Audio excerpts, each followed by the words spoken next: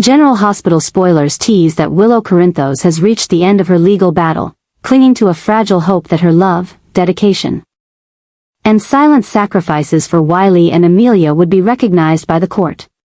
But when the trial concluded and the verdict was announced, granting Michael full custody, something inside her shattered. There were no more resigned tears like before, only a strange stillness, the kind that exists when a mother has nothing left to lose. As she watched Michael carry Amelia out of the courtroom, with Wiley clutching his father and not looking back, a cold emptiness engulfed Willow's mind. And in that void, an old ghost stirred. Nellie Benson, the woman once hated by all of Port Charles for her cruelty, but also the only one who truly understood what it meant to lose a child and be willing to go mad to get them back. Now, that image no longer felt foreign. It was alive inside Willow. Willow never imagined she could become someone like Nellie. She had despised Nellie for her wickedness, for everything she did to Michael, Wiley, and the entire town. But in the depths of despair, when the whole world turns its back on you, the lines between right and wrong begin to blur. The moment Willow felt the legal system tear her children from her arms, she realized morality no longer mattered. Her mind echoed with unanswered questions. Who defines motherhood? Who has the right to judge her unfit when she was the one staying up through the night, the one fighting endlessly for the love of her little family? She began to believe that if the world wouldn't protect sacred motherhood, then she would, by any means necessary, even if it meant breaking the law. The feeling of betrayal wasn't just from Michael, the man who had once been the love of her life, but also from Drew, who had whispered sweet promises, assured her that everything would be okay, that they would build a happy family together. Now, she had not only lost her children but also her trust in everyone. And when there was no one left to trust, the only voice she could follow was instinct, the instinct of a mother being stripped of her children. It was a smoldering fire, gradually transforming her from a gentle woman into someone capable of the unimaginable. Willow's psychological shift became increasingly evident. Emotional outbursts came in waves, her behavior slipping out of her control. She began tracking Michael's routines, memorizing the maid's comings and goings, observing security cameras, and formulating a plan in her mind. Everything unfolded quietly, meticulously, as if a part of Nellie was resurrecting through each of Willow's actions. She no longer saw it as kidnapping. To Willow, it was a homecoming, bringing Amelia back to where she belonged, her mother's arms. But in that chaotic mind, Willow didn't realize she was repeating the very tragedy she once condemned. What Nellie did to Wiley years ago, she was now preparing to do the same to Amelia. Haunted, Willow began recalling everything about Nellie, the escapes, the disguises, the secret hideouts. Slowly, she built her own plan, silently packing a small bag with forged documents, medication, and a few outfits for the baby. No one knew. No one suspected. On the surface, she was still sweet Willow, attending church, visiting the hospital, smiling at neighbors. But in her mind, everything was ready. And then, the fateful night came. Michael left the house on a rainy evening, leaving Amelia with the maid. The security cameras were disabled within seconds by a small device Willow had bought on the black market. She entered like a shadow, silent, leaving no trace. When she held Amelia in her arms, she whispered, not in her usual voice, but one laced with something eerie. As if Nellie's spirit had borrowed her body. "Mommy won't let anyone take you away again." And then they were gone. The entire town was stunned by the news. Michael screamed in despair, realizing he had lost a child in the same way he once lost Wiley. Jason recognized the all-too-familiar signs. Carly was paralyzed in shock. And Drew, the man who once was Willow's pillar, realized, too late, that he had helped push the woman he loved over the edge. But no one could save Willow now.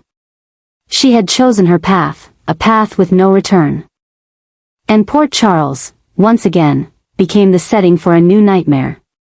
But this time, the main character was no longer Nellie Benson. It was Willow Corinthos, a once gentle mother who had now become an outlaw, carrying with her sorrow, obsession, and a child too young to understand that even a mother's love can become a curse. Michael descended into a state of utter panic when he discovered Amelia had vanished without a trace. Everything that had once made him feel in control, the carefully installed security system, the structured daily routines, now felt meaningless.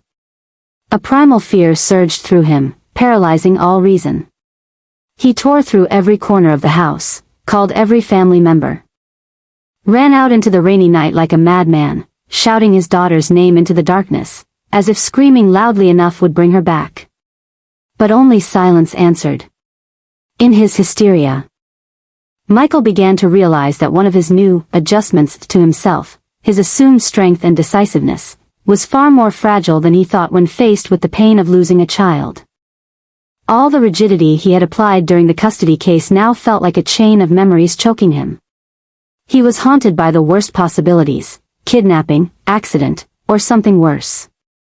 But what suffocated him most was the thought that the person behind it all might be Willow, the woman he once loved, the mother who once held their child with irreplaceable tenderness, and who now might have gone too far in her desperation. A new obsession took root in Michael: helplessness. Helpless to understand Willow's psyche, helpless to protect Amelia as he had promised. This began to unravel his entire sense of right and wrong. Had he gone too far in punishing Willow, forgetting that she, too, was a mother? Michael's life had once been a carefully calculated sequence: business steps, family decisions, all methodical. But this time, it was that very control that blinded him to another's suffering and rage. He realized he had underestimated Willow, not because she was weak, but because she was too strong when cornered. One of the biggest changes now taking place in Michael's mind was the complete collapse of control. Nothing was in his hands anymore, the law was useless, money couldn't intervene. And even Jason couldn't trace any clues. Michael was living in chaos. He couldn't sleep, wouldn't eat, rejected every work call, and spent his days circling the house, irrationally hoping Amelia would return. He printed hundreds of missing posters, plastered them everywhere, knocked on every door in town. But deep down, he knew this wasn't a typical kidnapping.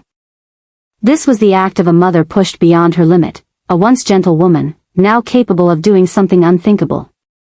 What scared him most was not knowing how far Willow would go.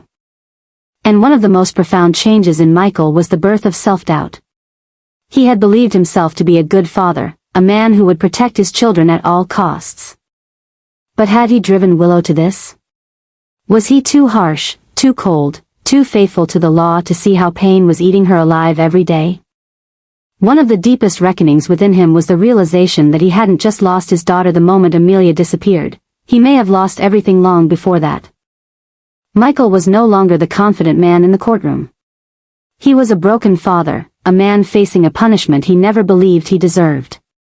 And in the growing obsession, only one thing kept him standing: the belief that somehow, he would find Amelia.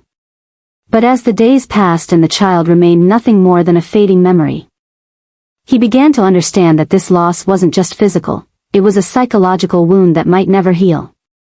Willow will soon be leaving General Hospital with Drew.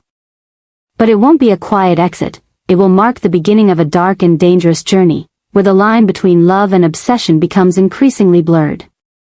After the bitter defeat in court, when custody of Wiley and Amelia was completely stripped from her hands, Willow lost all faith in the legal system and in anyone who once promised to help her rebuild her family. Drew, once her emotional anchor in her final days in Port Charles, has now become the only person still standing by her side, not as a friend or a lover, but as an accomplice in a decision that crosses every moral boundary, taking Amelia and hiding her where no one can find her. Every moment after Michael's courtroom victory felt like another stab to Willow's heart. She had pleaded to be a mother, cried herself empty, and proven that her love for Amelia was real and unwavering. But all of her words were dismissed by cold rulings and heartless laws that could never understand a mother's pain. From that point on, a new obsession began to form within her, a voice inside that would not be silenced. If the world wouldn't give her back her child, she would take her back herself, no matter the cost. This obsession wasn't just a fleeting thought in sleepless nights. It grew slowly, devouring her reason bit by bit, like a shadow of Nellie Benson rising again within her, quiet, dangerous, and unstoppable. But Willow didn't erupt like Nellie once did. She didn't scream, didn't spark media frenzies or start open vendettas. Instead, she chose a path of eerie silence and terrifying precision. A series of meticulously calculated steps began, acquiring forged documents, reaching out to a secret escape network Nina once used years ago, disabling surveillance systems, and researching secure out-of-state locations where Port Charles law could not reach. Drew took on the role of a silent executor. He didn't agree with it, but he was drawn in, bound by love for Willow and a lingering guilt over broken promises. He became the one helping her carry out a plan he didn't even dare to name: kidnapping. Amelia was no longer just a subject in a legal dispute. In Willow's mind, she was now the last living part of her soul, the final light in a world that had shut every door. Taking Amelia wasn't a decision, it was an imperative, an unstoppable urge. Willow accepted that she would be branded a criminal, hunted, erased from the Corinthos family legacy. But what she couldn't accept was living each day without hearing her daughter's voice or laughter. From that refusal, a wild calculation was born.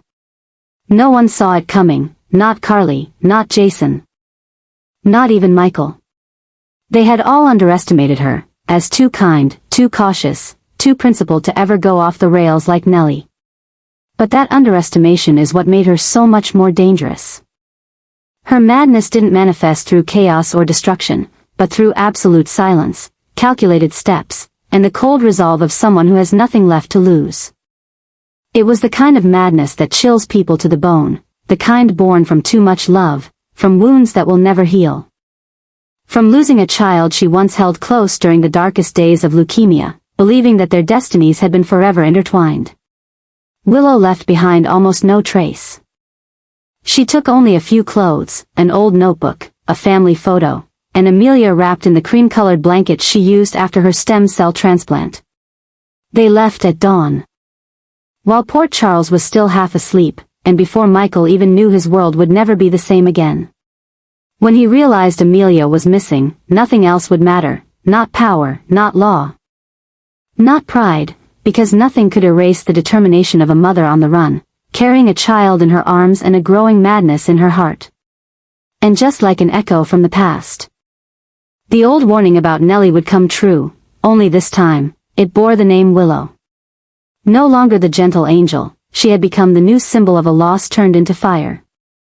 And Port Charles would soon realize they had misjudged this woman for far too long. Willow won't come back. Not until she's certain no one will ever try to take her daughter from her again. And by then, no one will recognize who she's become. Meanwhile, Wiley, with the tender heart and intuitive mind of a child who has seen too much collapse, began to speak up about things he felt were wrong. He didn't realize that each word he spoke would become the catalyst for a dangerous chain reaction. As Wiley recounted things that happened in the shadows, how Drew and Willow often closed doors to whisper about things he wasn't allowed to hear, strange noises at night, or Amelia being taken out at odd hours, Michael immediately sensed a quiet but threatening shift unfolding behind his back. A new kind of calculation started forming in Michael's mind. Far different from any legal strategy he had used before. This time, it wasn't about the courtroom. It was about the primal instinct of a father who had been robbed of his daughter. Wiley had no idea that he was signaling something far more serious than he could grasp. But every small detail he mentioned became an undeniable piece in a terrifying puzzle. Willow didn't just break after the verdict, she was planning to disappear with Amelia. Each detail was a blade piercing deeper into Michael's chest. A new obsession began to grow within him, not about losing custody, but about the unimaginable betrayal. The woman who once loved him, who promised to always prioritize their children's well-being, was now doing exactly what Nellie had once done, recreating the very nightmare he had long buried. This obsession quickly turned into a seething fury, one that pushed Michael into a dark place within himself he never thought he'd touch. He was no longer the patient father who read bedtime stories to Wiley. He was no longer the man who once loved Willow enough to forgive anything. Now, Michael was a father pushed to the edge. Wounded deeply by the people he had loved most.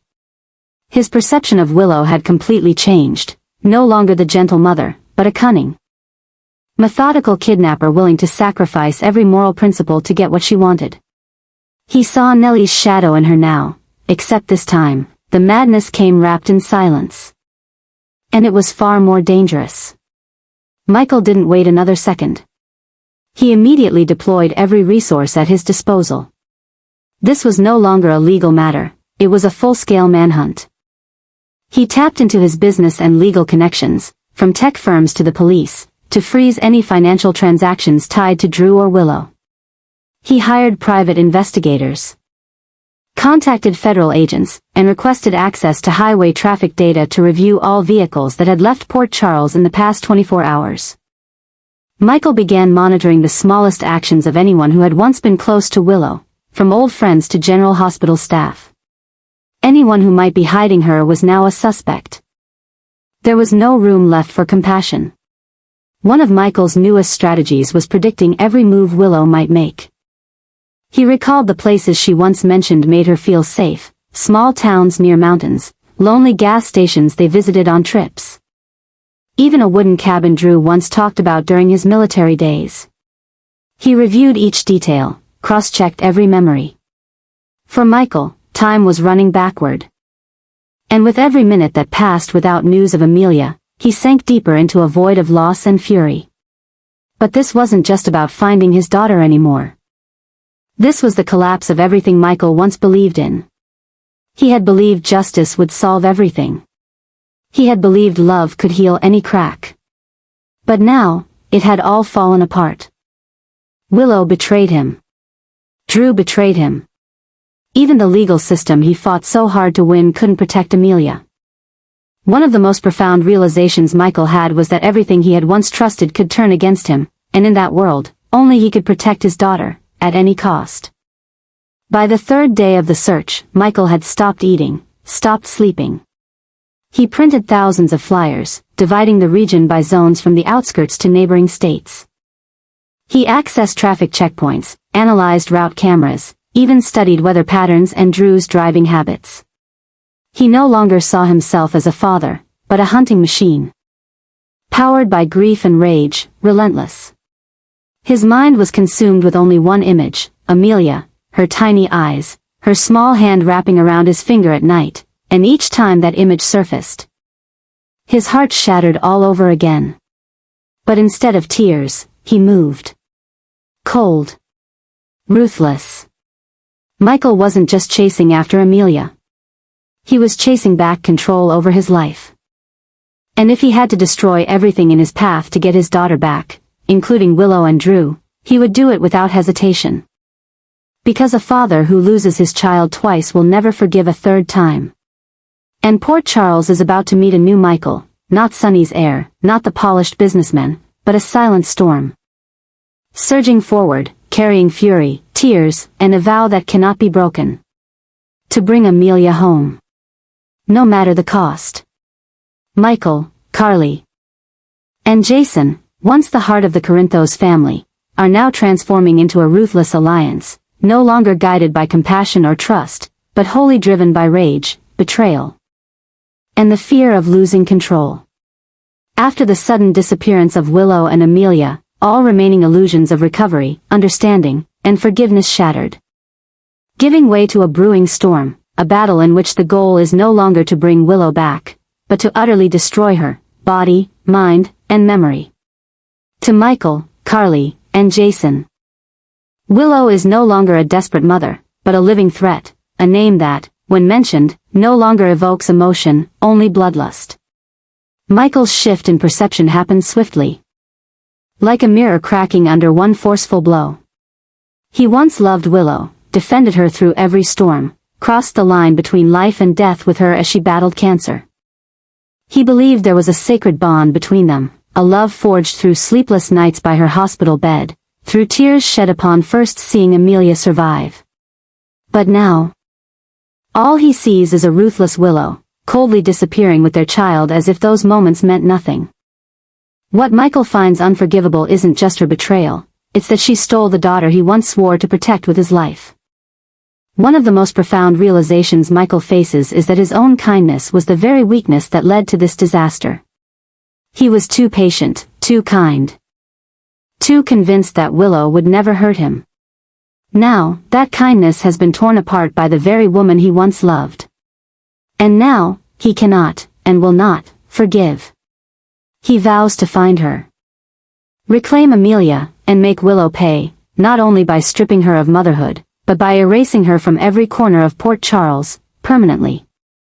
One of the new obsessions gripping Michael's mind is the fear that if he doesn't act immediately, if Willow lives even one more day, his daughter might be lost forever. Not physically, but emotionally, growing up in a world of lies and hate, raised by a mother unraveling into mental instability. Carly, upon learning of Willow's escape, was immediately consumed by emotional turbulence, but unlike Michael, her fury did not explode in noise. She went silent. She observed. She calculated. And in that silence, a more terrifying version of Carly began to emerge. Carly once put immense faith in Willow, accepted her like a daughter, urged Michael to give her another chance when their marriage began to crack. She once believed Willow would never become like Nellie, that the painful past could never repeat itself. But when she discovered that Willow not only fled with the child but also dragged Drew into her deranged escape plan, that faith was instantly incinerated. For Carly, this is no longer a family matter. This is war.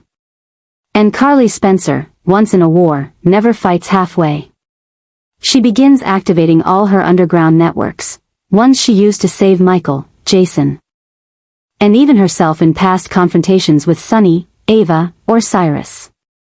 She makes calls to federal checkpoints, taps into medical industry contacts to check for fake records, and even hires a private hacking group to trace all digital footprints tied to Drew. One of Carly's latest strategies is to destroy all of Willow's escape routes, to deny her any shelter, any allies. She wants Willow to understand, once you betray the Corinthos family, there is no place left on Earth to hide. Jason, the quietest of the trio, is by far the most dangerous. With a dark past and connections that once made even the FBI wary, Jason doesn't need words, only action. The fact that Drew, once his DNA twin, has now become Willow's accomplice, has changed Jason's entire view of his brother. Drew is no longer someone to save. No longer family. He is now a traitor. A target. And Jason, with the cold precision of a retired assassin, begins the hunt. He traces every transaction, every traffic camera, every location Drew could be hiding. He's not searching to convince Drew to turn back. He's searching to end it. One of Jason's growing obsessions is the belief that if this threat isn't cut off at the root, Port Charles will soon be drenched in blood. The presence of Jason, Carly, and Michael, like three arrows aimed at Willow, is terrifying. A woman alone, carrying a child, trapped in her illusion of maternal love. But her desperation does not soften them. On the contrary, it only strengthens their belief that Willow has completely lost control. A desperate mother could kill her child in a moment of frenzy. An obsessive mother could turn her child into a weapon of revenge. And a mother running with Drew, once Jason's brother, could become a threat to the very system they've fought to protect. And this is when disaster begins to take shape, not a question of if, but of when. Because when the three most dangerous people in Port Charles share a single goal, acting with a mindset ready to erase the enemy, there is no room left for redemption. A manhunt could begin. A shootout could erupt. And at the center of it all, an innocent child, Amelia, is being dragged into a game of power, vengeance, and obsession with no way out. Willow has gone too far. And those who once loved her most are now becoming her relentless hunters. And Port Charles, once a place of love and forgiveness, is now on the verge of becoming the graveyard for them all.